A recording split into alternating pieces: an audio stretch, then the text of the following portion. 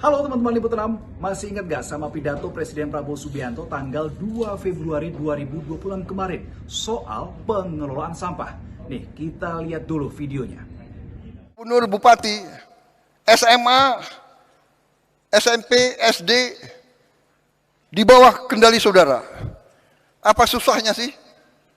Entah hari Sabtu, hari Jumat, semua anak sekolah kumpul di pantai ini. Ayo kita bersihkan rame-rame korve.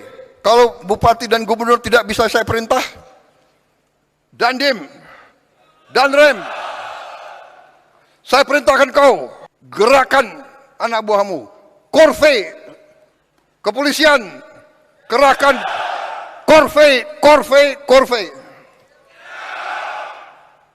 Nah, gimana? Udah inget kan sama isi pidato Presiden? Nah, ternyata setelah Presiden Prabowo Subianto pidato kayak gitu, Pemda-Pemda ini mulai tuh ngelakuin bersih-bersih di masing-masing wilayahnya. Contoh, pemerintah daerah di Bali langsung bersih-bersih Pantai Kuta. Kemudian tanggal 8 Februari 2026, Pemprov DKI Jakarta yang bersih-bersih di 66 titik secara serempak. Kemudian ada juga nih Pemda di Tangsel yang di sana ada TNI, Polri, kemudian warga gotong royong untuk melakukan bersih-bersih. Pertanyaannya cuma satu nih, emang urusan bersih-bersih sampah, mengelola sampah, itu harus nunggu titah Presiden? Sebenarnya soal pengelolaan sampah itu sudah ada undang-undangnya, yaitu Undang-Undang Nomor 18 Tahun 2008 tentang pengelolaan sampah. Di situ pembagian wewenangnya sudah diatur, tepatnya di pasal 5 dan pasal 6. Itu diatur tuh, mulai dari tingkat pusat, tingkat provinsi, dan tingkat daerah.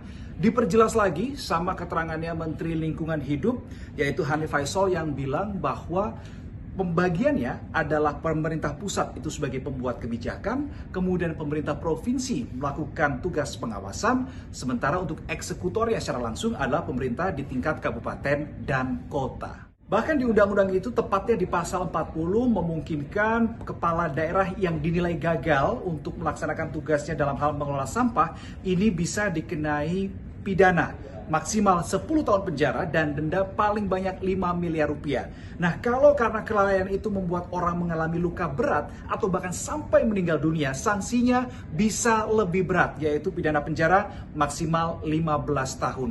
Lebih lanjut, tanggal 5 Februari 2026 kemarin, Menteri Lingkungan Hidup Hanif Faisal bilang pihaknya akan segera mengaktifkan kembali pasal-pasal yang mengatur sanksi bagi kepala daerah yang dinilai gagal dalam pengelolaan sampah.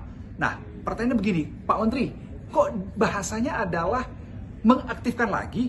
Memang pasalnya itu sebelumnya ada tapi nggak diterapkan atau bagaimana? Tapi begini loh poinnya, alangkah baiknya kalau pengelolaan sampah itu tidak berdasar di perintah Presiden, disentil Presiden, atau karena takut kena pidana penjara, pidana denda, tapi lebih kepada kesadaran bahwa itu adalah tugas mereka, tugas Anda sebagai kepala daerah.